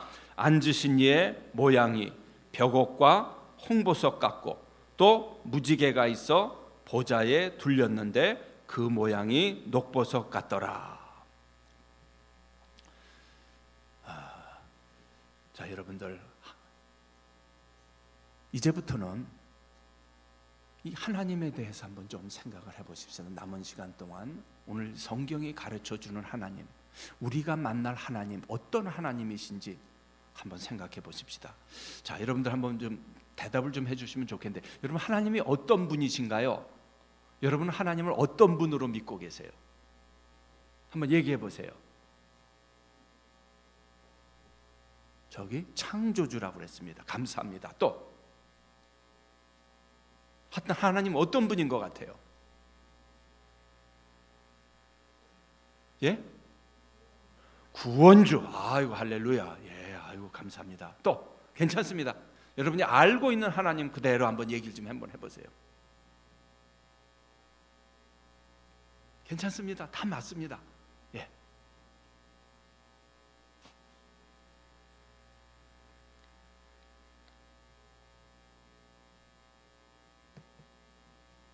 어떤 분이세요? 하나님은 찬양 받으실 분. 예, 또 위로 뭐라 그러셨나요? 유일하신 한 분. 예, 좋습니다. 자, 다 나왔습니다. 사실 창조주하고 구원주 나오면 다 나온 거예요, 사실. 그렇죠? 자, 근데 이제 조금 좀 다른 각도에서 생각해 보겠습니다. 현대인들의 하나님 이해에 대해서 조금 생각해 보십시다. 최근에 이 미국에서 최근에 아주 많은 또 영향력을 발휘하고 있는 분 중에 이 조엘 오스틴 목사님이란 분이 한국에도 이 책이 많이 번역이 돼서 나왔는데, 제가 한 번은 이제 또 좋은 내용도 많은데 읽다가 좀 깜짝 놀란 부분이 있어요. 어떤 내용이 나냐면 하나님은 어떤 분인가? 하나님은 우리를 행복하게 하기 위해서 존재하는 분이다. 맞죠? 자, 여러분, 자, 그럼 한번 생각해 보십시다, 여러분. 누가 누구를 위해서 존재하나요? 자, 하나님이 창조주라는 것은 누가 누구를 만든 거예요? 하나님이 우리를 만드신 거예요. 자, 그러면 누가 하나님을 위해서, 누가 누구를 위해서 존재하는 거예요? 자, 하나님이 우리를 위해서 존재하시죠? 자, 물론 하나님은 우리에게 행복을 주시는 분이십니다. 그렇죠? 우리가 행복하기를 원하시는 분 100% 맞아요. 자, 그러나 이 순서를 바꾸어서는 안 된다는 거예요. 하나님께서 우리의 창조자여 왕이시여 주권자라 할 때는 인간은 피조물이에요. 그렇죠? 기분 나쁘신가요?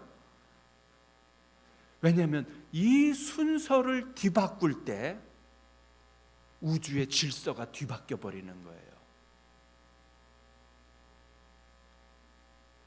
자, 이 성경을 한번 읽어보세요. 조금 현대인들에게는 좀 기분 나쁜 말씀인지도 모르겠어요. 자, 그러나 이건 제가 지은 말이 아니고요, 성경에 있는 말 그대로예요. 같이 한번 읽어볼까요? 조금 길지만, 누가 손바닥으로 바닷물을 헤아렸으며 뼘으로 하늘을 재었으며 땅에 티끌을 담아 보았으며 명칭으로 산들을, 간칭으로 작은 산들을 달아 보았으랴. 누가 여호와의 신을 지도하였으며 그의 모사가 되어 그를 가르쳤으랴. 그가 누구로 더불어 의논하셨으며 누가 그를 교훈하였으며 그에게 공평의 도로 가르쳤으며 지식을 가르쳤으며 통달의 도를 보여주었느냐. 자, 그 다음 잘 읽어보세요. 보라, 그에게는 열방은 통에 한 방울 물 같고 저울에 적은 티끌 같으며 섬들은 떠오르는 먼지 같으니. 자, 생각해 보세요. 우리가 믿는 하나님을 우리 수준으로 생각하는 경우가 너무 많아요. 그렇죠? 그래서 이제 사람들이 흔히 말하는 것 중에 하나가 뭐냐면, 내가 하나님이라면 이렇게 하셔야 될 때, 하나님 이건 말도 안 됩니다. 하나님, 우리 어떤 때 하나님한테 따지는 경우가 있어요. 그렇죠? 내가 하나님이라면 이렇게 할 텐데 하고 막 하나님한테 어떤 사람은 대들 수도 있어요. 자, 근데 생각해 보세요. 이 말씀이 가르쳐 주는 게 뭐냐면, 하나님이 얼마나 크신 분인가 우리가 잊어버리고 있다는 거예요. 그래서 우리가 하나님을 가르치려 한다는 거예요. 그래서 그걸 가르쳐서 계속 말씀하는 거예요. 누가 손바닥으로 바닷물을 헤아릴 수 있느냐. 여러분들 가운데 바닷물을 이 컵에 담을 수 있어요, 없어요? 없죠. 바닷물을 담을 수 있는 그릇이 있어요, 없어요? 없어요. 하나님이 만드신 바닷물도 우리가 다 헤아리지 못하고, 심지어는 우리 그 속에 들어가지도 못하잖아요. 수만 미터 되는, 킬로미터 되는 곳에. 산들을 누가 볼 수 있느냐? 누가 여호와를 지도할 수 있어? 누가 여호와의 모사가 될 수 있어? 누가 하나님을 가르칠 수 있어? 아무도 가르칠 수 없다는 거예요. 자, 그 다음 말은 너무 놀라운 말이죠. 보라, 열방은 통에 한 방울 물 같다. 모든 열방, 열국, 지구를 다 합쳐봐야 하나님에게는 이 물방울 하나도 되지 않는다. 하나님이 얼마나 크신 분인지 먼지도 안 된다 이거예요, 여러분.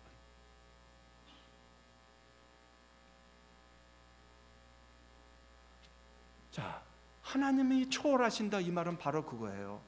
하나님은 너무너무 크시기 때문에, 너무너무 위대하시기 때문에 우리가 측량할 수가 없다 이거예요. 여러분, 이 크신 하나님을 알아가시고 계시나요? 저는요 조금씩 배워가고 있어요. 야, 하나님이 얼마나 크신 분인가. 자, 보세요. 제가 지난주에도 물어봤죠. 다시 한번 물어볼게요. 여러분들 지구 말고 다른 별에 가신 분 손 좀 들어봐 주세요. 달 정도는 다 분당 사랑교회 성도님들은 다녀오셨다고 그랬죠? 네. 가깝잖아요. 화성 정도는 다 갔다 오셨다고 그랬잖아요. 지금 화성 과학자들은 화성 이주 계획을 세우더구만요. 앞으로 수백 년 후에 화성을 대표갖고 지구하고 똑같은 비슷한 환경으로 만들어서 사람을 살 수 있게끔 한다고 했어요. 자, 여러분들 우리 중고등학교 시간에 많이 봤던 이 그림들이죠. 이 은하계. 자, 여러분 이 은하계에 가려면은 이 은하계 하나가 형성되는데 별이 몇 개 모여야 된다고 그래요. 천문학 책에 보니까 한 1000억 개가 모여야 된다고 그러더라고요. 1000억 개. 뭐 지구 같은 별이 1000억 개가 모여야 은하수가 하나 형성된다 그래요. 그런데 이런 1000억 개의 별이 모인 은하계 하나가 이 우주에는 또 1000억 개가 있대요.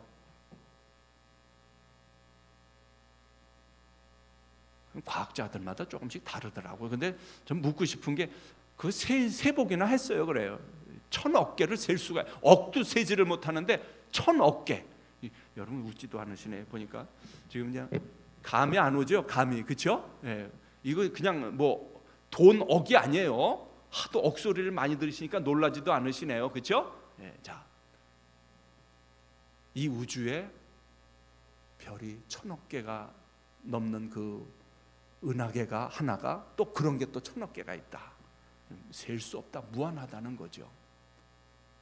그런데 거기에 한번 가려면은 빛의 속도로 10억 광년을 가야 되는데 10억 광년.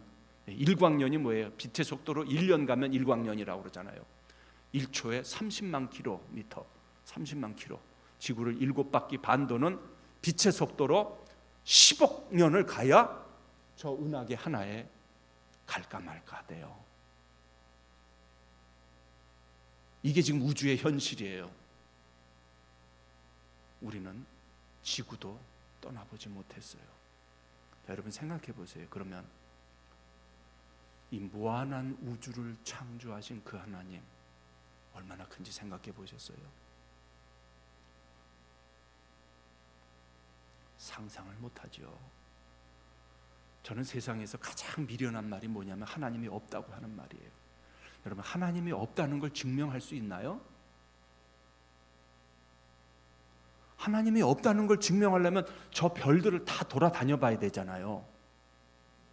다른 별에 가 계신지 모르잖아요. 잠시 하나님 왔다 갔다 하실 텐데 지구만 봐서는 안 되잖아요. 저 1000억 개가 넘는 은하계를 다 다녀봐야 되잖아요. 그러고 나서 야 진짜 아예 안 계시더라. 여기 가도 안 계시고 저기 가도 안 계시고. 그래요 안 그래요? 과학이라면 증명할 수가 있어야 되잖아요. 근데 증명할 수 있어요? 없어요. 가장 미련한 말이 성경에 그래서 어리석은 자는 그 마음에 이르기를 하나님이 없다 하도다. 하나님이 없다 하도다. 여러분 우리 인간이 얼마나 유한한 존재인지 아세요? 한번 생각해 보십시다. 우리 지각, 후각, 청각, 이 머리, 브레인 한번 생각해 보세요. 우리 인간이 얼마나 유한한 존재인가. 자, 여러분들 이 인간이 들을 수 있는 이 주파수를 뭐라고 그래요? 가청 주파수라고 그러죠. 그 데시벨이라고 그러나요? 그게 수가 딱 제한이 돼 있어요. 너무 큰 소리도 못 듣고 너무 작은 소리도 못 들어요. 그렇죠? 여러분, 이 지구가 돌아갈 때 엄청난 소리가 지금 들린다고 그래요. 난다고 그래요. 그거 다 듣고 계시죠? 들리시죠? 이렇게 큰 소리 못 들으세요? 어지럽잖아요. 막 지구가 돌아가는 게 느껴지시죠? 자, 여러분 보세요. 우리 냄새 맡는 거. 이 개가 인간의 후각에 5,000배 가량 이 후각이 발전했대요. 아세요? 우리가 무시하는 개. 우리 한국말에는 개자가 들어가면 다 욕이 되더라고요. 그 자식 앞에도 개가 들어가면 이상해져. 하여튼 개자만 들어가면 다 욕이 돼요. 이상해요. 여러분, 우리 한국 사람들은 개를 사랑해서 이제는 기르기도 하고 먹기도 하고 하여튼 다양하게 개를 사용하는 민족인데, 놀라운 거는 개가 우리보다 5,000배, 이제 훈련시키면 10,000배 이상. 그래서 개를 이용해서 암세포도 발견해낸대잖아요. 인간이 개보다도 못해요. 후각이, 청각, 후각, 눈으로 보는 것. 여러분, 저 몽골 지방이나 이런 데 지방 사람들은요, 이 시력이 우리나라에서 뭐 기껏해야 1.5잖아요. 근데 그 먼 데를 바라보는 사람은 7까지 간대. 7. 저 멀리는 조그만 것도 다 본다는 거예요. 굉장하죠? 원래 우리 인간에게 엄청난 잠재력이 있다는 거 우리가 지금 다 퇴화됐어요. 미안합니다. 이 젊은이들은 더 퇴화됐어. 맨날 그냥 요것만 이렇게 보고 있어갖고 요것만 맨날 듣고 해서 더 퇴화됐고 다 망가졌어요. 근데 원래는 이게 7까지도 된다는 거예요. 자, 여러분 보세요. 그러니 하나님은 무한하신 하나님인데, 아니 수만 킬로 아니라 조그만 점까지도 다 보시는 분 아니세요? 자, 여러분, 우리 인간의 지각도 다 제한됐어요. 우리 인간의 머리는 어때요? 자, 여러분들은 다 머리 좋으시죠? 다 여기는 한 150 이상 다 되시는 분들 모이셨죠? 자, 인간의 머리도 다 제각기인데요.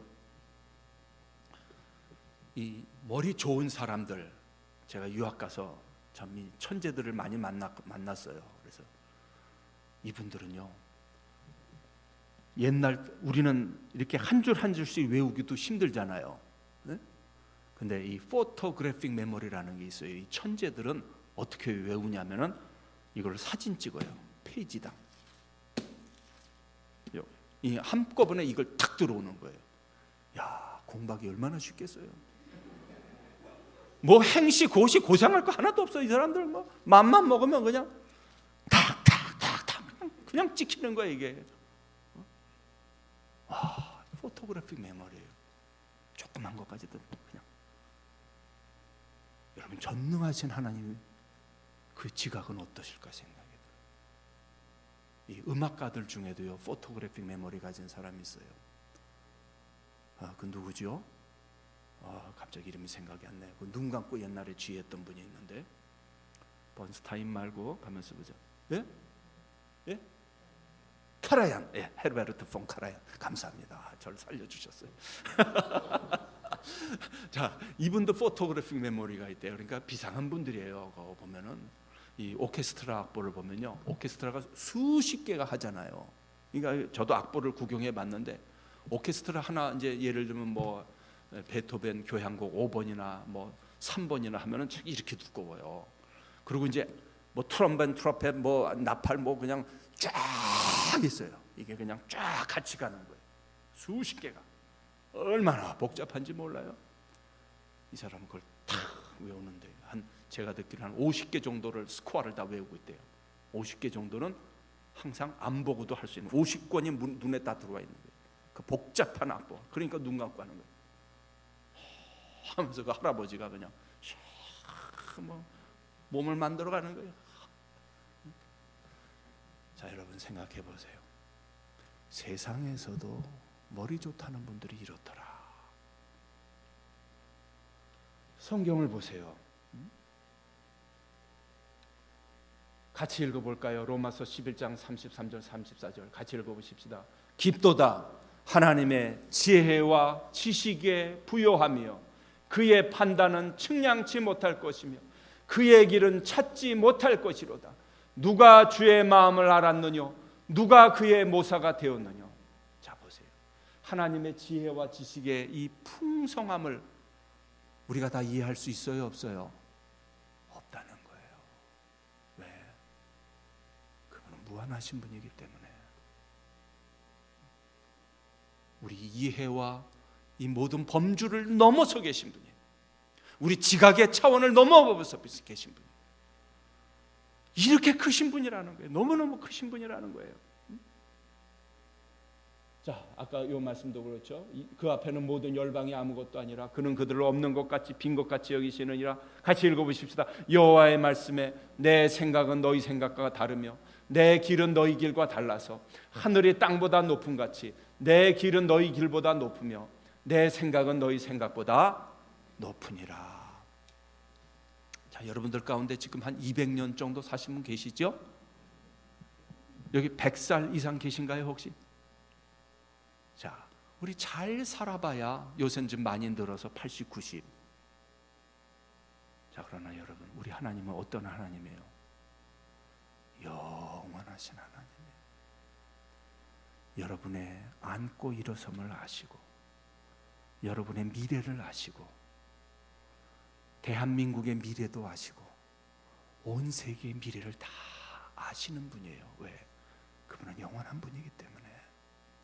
내 생각은 너희 생각과 다르다. 내 길은 너희 길과 다르다. 자, 여러분 이걸 깨닫기 시작하고 성경을 보면요, 성경이 다르게 보이기 시작해요. 야, 나를 누구보다도 잘 아시는 하나님, 내 마음의 아픔도 누구보다 다 아시고, 내가 고민하는 것도 잘 아시고, 내 근심도 알고 계시고, 내 장점 단점 모든 걸 누구보다도 꿰뚫어 보시고 아시는 그 하나님, 그분이 내 아버지세요. 여러분의 아버지세요. 우리는 하나님을 우리 수준으로 생각해요. 우리 시각에서 하나님을 이해하고 우리 시각에서 봐요. 그러니까 이해 못하겠다고 그래요. 성경을 읽다가 이거 성경이 틀렸다고 그래요. 이거 성경이 모순된다고 그래요. 아니에요. 이건 divine wisdom, 하나님의 놀라운 지혜가 담겨있는 책이에요. 계시록 4장은 지금 이걸 계속해서 가르쳐주는 거예요. 하나님이 뭐라고 물으시냐면, 너 내가 누군지 알고 있느냐? 답답해서 말씀하시는 거예요. 너 내가 누군지 알아? 네가 나는 너무 몰라도 너무 모른다는 거예요. 하나님을 점점 알게 되면요, 우리 마음이 점점 넓어지고 점점 더 풍성해지고요. 자 봐요, 분명히 얘기하잖아요, 그렇죠? 하나님은 우리가 이해할 수 없는 분, 창조자라는 게 바로 그거예요. 전능자라는 게 그런 뜻이에요. 장엄한 분이시다. 자, 아까 제가 보여드렸죠? 나이야 물러가라, 나이야 가라. 이 폭포예요. 자, 이 나무의 수명이 보니까 나무가 나이가 3000년 된 나무예요. 이런 나무가 한두 개 있는 게 아니라 숲을 이루었어요. 공원을 이루었어요. 이 하나님의 만드신 만물이 하나님이 어떠한 분인지 가르쳐 준다 그랬어요. 모든 만물에 하나님의 거룩한 신성이 배어 있다 그랬어요. 이 나무 크기가 얼마나 큰지 이 사이로 자동차가 지나가요. 저는 미국에서 유학 생활을 오래 했지만 참 이 내셔널 파크들을, 국립공원들을 많이 여러 차례 방문했어요. 국립공원 하나가 크기가 얼마나 크냐면 우리나라 도만해요. 여기는 카나다에 있는 아주 유명한 공원인데요, 밴프 국립공원이라고 그러는데, 여기 국립공원이 한 4개, 5개 모여 있는데 아마 제가 생각할 때 우리 남한의 반 정도 될 거예요. 여기가 그냥 다 국립공원이에요.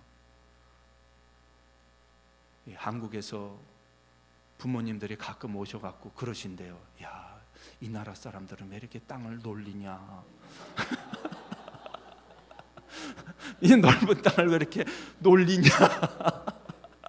여기 사람도 안 살아요. 저기 들어가지도 못하고 이 넓은 땅, 우리 남한의 우리 남한 땅이 카나다 땅보다 더 비싸요. 이 카나다 땅이 엄청 큰데 우리 남한 땅값이 카나다 땅값보다 더 비싸대요. 그러니까 참 우리나라 사람들 위대한 사람들이에요. 세상에서, 세계에서, 전 세계에서 아마 제일 비싼 땅에서 지금 아마 살고 있지 않나 생각해요.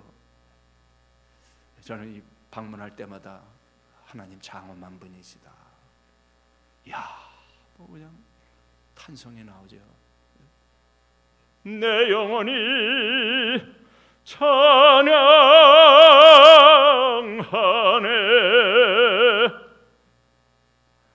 주님의 높고 위대하심을 찬양하지 않을 수가 없어요. 주님 너무 위대하신 분이십니다.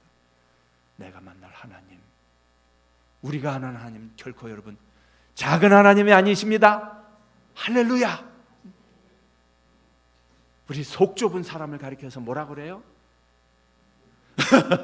밴댕이 소가지라고 그러잖아요. 밴댕이 소가지. 제가 그래서 강화도에 가봤어요. 그 강화도 특산물이래요. 길이가 7, 8cm 되는 밴댕이. 성질이 급해서 물에 나오면은 파닥파닥 거리다가 급해갖고 죽어버린대요. 자,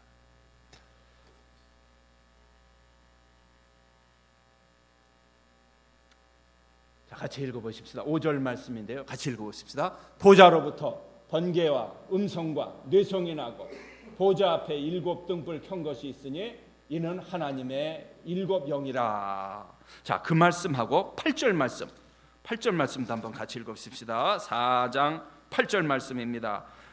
거기 찬양 부분만 읽겠습니다. 거룩하다 거룩하다 같이 읽겠습니다. 거룩하다 거룩하다 거룩하다 주 하나님 곧 전능하신 이여 전에도 계셨고 이제도 계시고 장차 오실 이시라. 자, 여러분 우리가 믿는 하나님이 어떤 분이신가? 5절 말씀에 보니까 보좌로부터 번개와 음성과 우레소리가 난다. 거룩하다 거룩하다 거룩하다. 자, 이 모습은 언제 나타나는 모습과 비슷하냐면요, 출애굽기 19장에 하나님이 시내산에 직접 임하실 때 그런 모습이에요. 하나님의 보좌를 둘러싸고 무엇이 막 치냐면 번개가 치고 뇌성이 치고 뇌성 병력이 막 친다는 거예요. 여러분 두렵습니까? 안 두렵습니까? 두렵지요. 무서운 번개가 막 친다고 상상을 해보세요.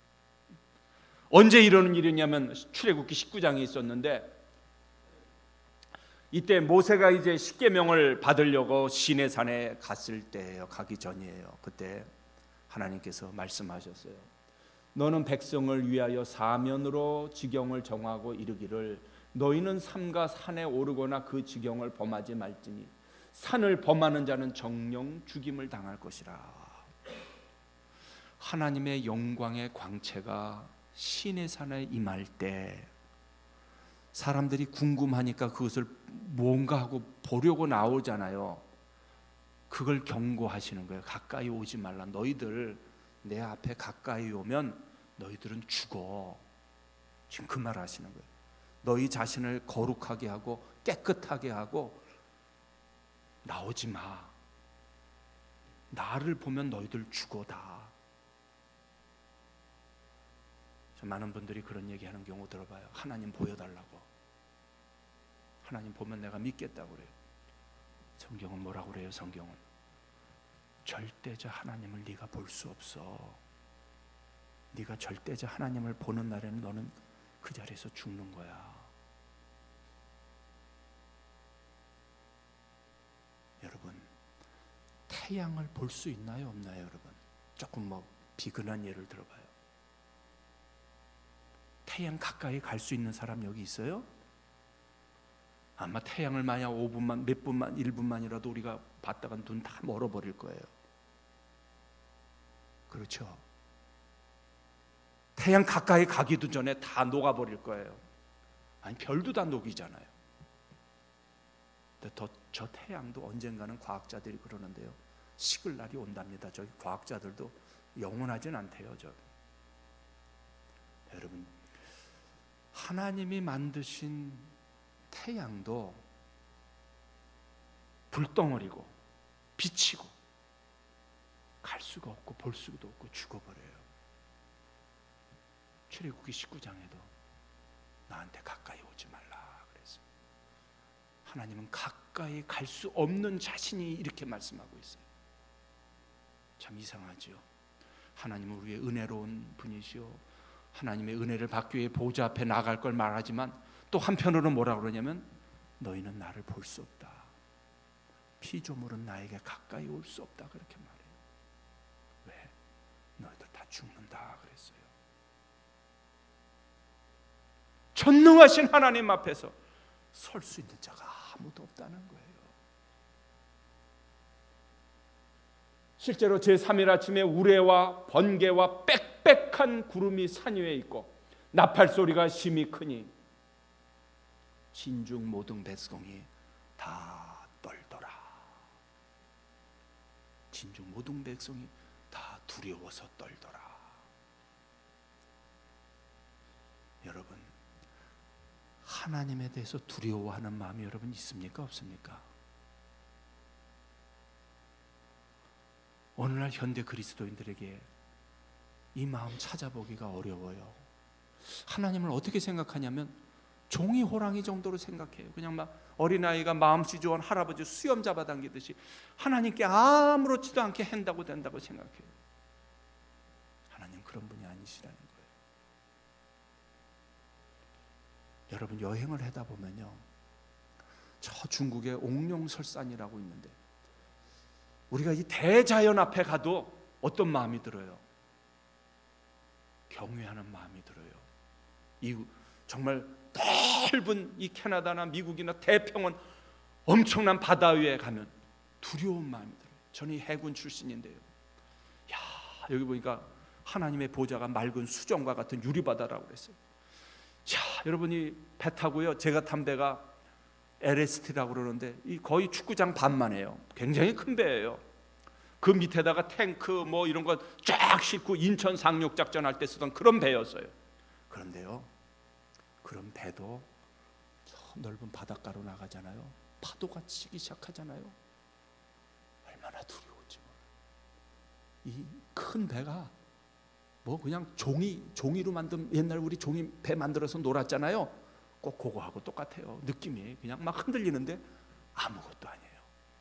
이 대자연이 그냥 막 요동칠 때 우리 인간은 야, 정말 너무너무 초라해요. 나는 아무것도 아니구나. 그런데 여러분, 창조주 하나님이라고 그랬잖아요. 이 엄청난 창조주 하나님, 위대하신 하나님, 이 하나님 앞에 내가 선다고 생각해봐요. 어떻게 두려운 마음이 안 들겠어요? 물론 그분은 우리 아버지세요. 우리를 구원하신 분이세요. 그러나 피조물은 절대자 하나님, 더욱이 절대 거룩하신 하나님 앞에 설 때 여기서 강조하는 게 그거예요. 나는 거룩한 자니라. 나는 거룩한 자니라. 우리 인간이 하나님의 그 영광의 빛 앞에 서게 될 때 우리가 두려운 마음을 갖게 되는 거예요. 그래서 계시록은 이렇게 말하죠. 또 보니 다른 천사가 공중에 나, 계시록 14장 6절 7절에 보면 땅에 거하는 자들 곧 여러 나라와 족속과 방언과 백성에게 전할 영원한 복음을 가졌더라. 같이 읽으십시다. 그 다음에 그가 큰 음성으로 가로되 하나님을 두려워하며 그에게 영광을 돌리라. 예, 거기까지만 읽겠습니다. 하나님을 두려워하라, 하나님을 경외하라는 말씀이에요. 시편에 보면, 잠언에 보면, 구약에 계속해서 많이 나오는 게 뭐예요? 여호와를 두려워하는 것이 지혜와 지식의 근본이니라. 오늘 이 시대는 하나님을 두려워하지 않아요.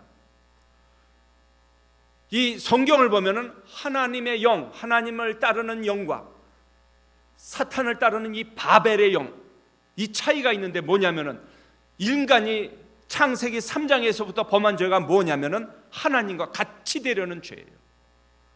바벨의 정신도 바로 그거예요. 바벨탑 쌓은 정신도 우리가 하나님같이 되자 이거예요. 오늘날 여러분, 하나님과 피조물의 이 관계를 무너버리는, 허물어버리는 그런 문화가 우리 교회 가운데도 들어오고 한국 사회에 얼마나 많이 들어와 있는지 몰라요. 여러분 요즘 신문지상에 가만 보세요. 신이라는 말 얼마나 쉽게 쓰는지 몰라요. 공부 잘하면 무슨 신? 공부의 신. 농구 잘하면 농구의 신. 축구의 신. 또 뭐야? 뭐 하면 다 신자를 붙이는 거. 무슨 신. 자, 여러분. 하나님 아버지를 참 하나님으로 믿는 사람들이 신자를 아무데나 붙일 수 있습니까? 없습니까? 없습니다. 그 하나님은 오직 한 분이십니다. 오늘 성경이 가르치는 것이 바로 그 정신이에요. 자, 4장 우리 아까 5장 13절 같이 한번 읽고 이제 말씀을 좀 맺어야 될 것 같아요. 자, 5장 13절 같이 한번 읽겠습니다. 내가 또 들으니 하늘 위에와 땅 위에와 땅 아래와 바다 위에와 또 그 가운데 모든 피조물이 가로되 뭐라고요? 보좌에 앉으신 이와 어린 양에게 찬송과 존귀와 영광과 권능을 세세토록 돌릴지어다. 이 모든 결론이 뭐예요? 찬양과 경배는 누구에게만 돌리는 거예요? 하나님에게만 돌리는 거예요. 다른 어떤 피조물도 우리에게 찬송과 영광을 받을 수 없고 살아계신 하나님 한 분만이, 삼위일체 하나님만이 찬양과 경배를 받으신다는 겁니다. 참 웃기는 얘기지만요, 제가 군 시절에 지금 아까 제 일본 얘기도 하고 북한 얘기도 했지만요, 제가 80년대 2년도부터 군 시절을 했는데 한 3년도 4년도에 어떤 일을 우리나라에서도 행했냐면 전두환 씨 우상화 작업을 했어요. 아마 그 시절에 군 생활한 분들은 생각날지 모르겠어요. 그래서 군에서 이제 그걸 정원 교육 시간이라고 그러는데요, 수요일마다 정원 교육 시간을 하는데 뭘 읽혔냐면 전두환 일대기를 읽혔어요. 거기 보면 뭐라고 나오냐면 전두환 씨를 이제 민족의 태양이시오, 막 여기까지 이제 거의 가까이 나갔어요. 김일성 우상화하는 것까지 거의 비슷하게 나갔어요. 지금도 제가 그 책을 그때 어떻게든지 좀 보관했어야 되는데 참 그 책을 보관 못했는데 거기 보면 그런 얘기가 나와요. 전두환 씨는 공부를 열심히 하셔서 안경을 쓰시게 되었다. 월남전 시절에 부하들을 사랑하셔서 샤워도 안 하셨다. 아주 유치하기 짝이 없는 내용들이 막 나오고 막 그냥 전두환 씨를 막 우상화하는 그런 작업을 막 우리나라에서도 하더라고요. 그래서 제가 그때 동료한테 그랬어요. 이분 말년이 편찮지 않을 거라고. 사랑하는 여러분들, 오늘 4장 5장 요한계시록의 가장 핵심부, 중심부, 하나님과 어린 양의 보좌, 하나님이 다스리신다는 게, 하나님이 왕이시라는 게 우리에게 얼마나 놀라운 소식인지 이해가 좀 되셨습니까? 할렐루야. 기도하십시다. 하나님 아버지요, 오늘 요한계시록 가장 중요한 4장 5장 중심으로 말씀을 생각했습니다. 하나님, 이 땅에 있는 동안 천국 생활을 경험하게 하옵소서. 이 땅에 있는 동안 하나님을 더 깊이 만나게 하시고 우리 주 예수 그리스도를 더 깊이 만날 수 있도록 도와주옵소서. 이 세상에 점점 부러운 것이 없어지게 하시고 무서운 것도 없어지게 하시고 두려운 것도 없어지게 하시고 하늘의 영광이 점점 우리 가슴 속에 깊이 들어오게 하여 주옵소서. 분당 사랑의 교회 주께서 축복해 주시옵소서. 이 천국 복음을 체험하게 하시고 또 이웃에게 나누게 도와주시옵소서. 많은 영혼들 그리스도 앞으로 계속해서 인도하는 우리 분당 사랑의 교회 될 수 있도록 축복해 주옵소서. 예수 그리스도의 이름으로 축복하며 감사하며 기도드리옵나이다. 아멘. 자, 할렐루야. 네, 감사합니다. 네, 우리 정말 열정적이고 또 은혜스러운 강의를 해주시고 김주성 목사님 다시 한번 뜨거운 박수 한번 부탁드리도록 하겠습니다. 네, 감사합니다. 네, 수고 많이 하셨습니다. 오늘 이제 두 번째 특강이 끝났고요. 다음 주에 이제 마지막 시간인데 좀 아쉬운 것도 있습니다. 저는 이 김수성 교수님한테 요한계시록 특강을 이번이 세 번째인가 네 번째 듣는 거거든요. 근데 좀 더 이렇게 깊게 들어가고 그랬으면 좋겠는데 시간이 좀 짧다는 게 좀 아쉽긴 한데 아무튼 우리 다음 주에도 빠지지 마시고 함께 하셔서 요한계시록에 대해서 조금 더 아실 수 있는 그러한 시간이 되셨으면 좋겠습니다.